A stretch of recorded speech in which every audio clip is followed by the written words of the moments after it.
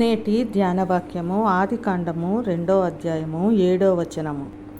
దేవుడైన యెహోవా నేలమంటితో నరుని నిర్మించి వాని నాసికారంధ్రముల్లో జీవవాయువును ఊదగా నరుడు జీవాత్మ ఆయను. ఇంతవరకు మనము జీవాహారము జీవజలం గురించి తెలుసుకున్నాము. ఇప్పుడు జీవవాయువు, ఆయన ద్వారా మనము ఈ జీవవాయువును పొందుకున్నాము. ఆయన అనుగ్రహించిన ఆ జీవ వాయువుతోనే మన జీవితము ప్రారంభమైంది.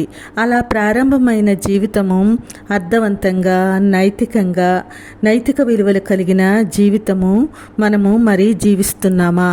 చివరికి మన జీవిత అంతము ఏమిటి? నిర్జీవంగా ఉండటమా లేక నిత్య జీవం వైపు పయనం సాగించటమా? ఈ ప్రశ్నలు మనం వేసుకుంటే మన ప్రతి అణువులో మన అంతరాత్మ అంతా ఆయన ఇచ్చే జీవంతో నింపబడినప్పుడు క్రైస్తవుడిగా మన నిత్య జీవం వైపు మనము పయనించగలుగుతాము. ఆయనను మనము ఒక స్వచ్ఛమైన గాలిగా ఆస్వాదించాలి.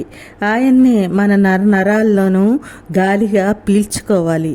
మనం ఆయన్ను ఎంతగా మన అంతరంగంలోని సమస్తంలోనికి ఆహ్వానిస్తే పరిశుభ్రమైన, స్వచ్ఛమైన, పరిశుద్ధమైన గాలిగా పీల్చుకుంటామో ఆయన అంతగా మనల్ని తడిపి మంచుగా మారిపోయేలా చేస్తారు. అంతగా ఆయన ఇచ్చే ఆ పరిశుద్ధాత్మ శక్తితో తడపబడతాము. అలా తడపబడినప్పుడు మన అంతరంగం అంతా ఆధ్యాత్మిక పచ్చదనంతో కలకల్లాడిపోతుంది. ఆ పచ్చదనంతోనే ఆయనకి ఇష్టమైన ఫలాలతో నిండే చెట్టుగా మారగలుగుతాము. ఆ ఆత్మ సంబంధమైన గాలి అంటే ఆ సజీవమైన గాలి, ఆ గాలితో మనం నింపబడినప్పుడు మనలో ఎలాంటి దుర్గంధము ఉండదు. అలాగే మనం కూడా అలాంటి దుర్గంధపూరిత వాతావరణంలోనికి వెళ్ళము. మనం మనసారా మన ప్రతి అణువు ఆయన ఇచ్చే ఆత్మ సంబంధమైన గాలితో నింపబడలేదనుకోండి, మన ఆత్మ, మన హృదయం ప్రభువుకి ఒక చెరసాలగా, బందికానిగా ఉంటుంది. ఆయన అందులో బందీగానే ఉంటారు. మనం ఆయన్ని బయటకు విడుదల చేయడం లేదు కదా. మనం ఆయన ఇచ్చే ఆ పరిశుద్ధాత్మ, ఆ ప్రాణవాయువు లేకుండా జీవించడము, ఆయన యొక్క పరిశుద్ధ జీవితం మన రక్తనాళాల్లో ప్రవహించకుండా జీవించడం అంటే మోడువారిన నిస్సారమైన జీవితం జీవించడం అన్నమాట.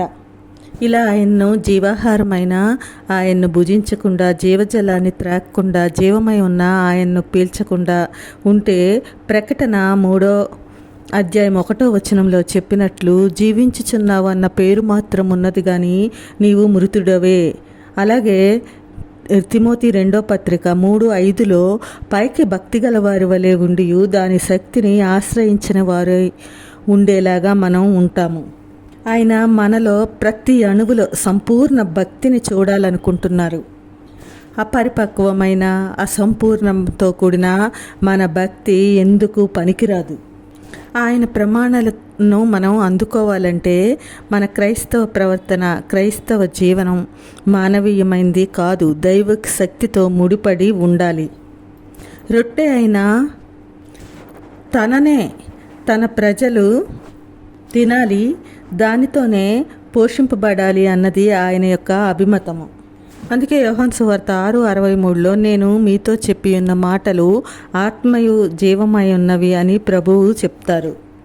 మన ప్రతి కదలికలో ప్రభువును రుచి చూడాలని, అనుభవించాలని ఆయన ఎంతగానో వాంఛిస్తున్నారు. పరమగీతంలో ప్రియురాలు అన్వేషిస్తుంది. 2వ అధ్యాయం 3లో అడవి వృక్షముల్లో జల్దరు వృక్షం ఎట్లున్నదో పురుషుల్లో నా ప్రియుడు అట్లున్నాడు. ఆనందభరితనై నేను అతని నీడను కూర్చుంటుని, అతని ఫలము నా జిహ్వకు మధురము అంటుంది. అన్వేషిస్తున్న ఆమెకు ప్రభువు ఎంత ప్రశస్తమైన వాడో అనిపిస్తుంది. ఆమెకు జల్దరు వృక్షం నుండి ఆయన నీడను, ఐశ్వర్యవంతమైన ఫలాలను ఇస్తున్నారు. ఆయన ఇచ్చిన ఫలాలను ఆస్వాదిస్తూ ఆయన నీడను విశ్రాంతి పొందుతుంది. ఆ అన్వేషిత జల్దరి వృక్షం యొక్క నీడను కూర్చొని దాని ఫలాలను తనివి తీరా ఆస్వాదిస్తుంది. మనం కూడా అలాగే ఆయన్ను ఆస్వాదించాలి, ఆయన నీడను ఆశ్రయించాలి, ఆయన్ను అనుభవించాలి. ఇది మనం తప్పక నేర్చుకోవాలి. అప్పుడే మన ఆత్మలో ఎంతో ఆనందము. యోహాను సువార్త 6:57లో నన్ను తినువారు నా మూలముగా జీవించును అంటారు ప్రభు.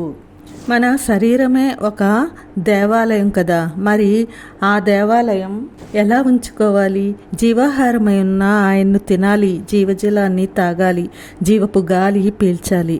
అప్పుడే మన శరీరం అనే దేవాలయము ఆయన నివసించగలుగుతారు. ఆయన ప్రమాణాలను, ఆయన గుణగణాలను, ఆయన ప్రేమను, ఆయన మంచితనాన్ని, ఆయన దయాగుణాన్ని అన్నీ కలిసి ఉన్న ఉన్నత వ్యక్తిత్వాన్ని మనము విందారగిస్తే మన ఆత్మ పూర్తిగా ఆ జీవంతోనే పోషించబడితే తిరిగి అలాంటి ప్రమాణాలతో కూడిన ఫలాలనే మనలో నుండి వస్తాయి. మనం పూర్తిగా ఆయనలో మిళితమైపోతే మన వ్యక్తిత్వము ఆయన చూపించిన విలువైన ప్రమాణాలతో నిండి ఉంటుంది. అలాంటి జీవితం మనం జీవించాలని, అలాంటి కృప దేవుడు దయచేయాలని, అలాంటి కృప దేవుడు మనందరికీ దయచేయనుగాక. ఆమేన్.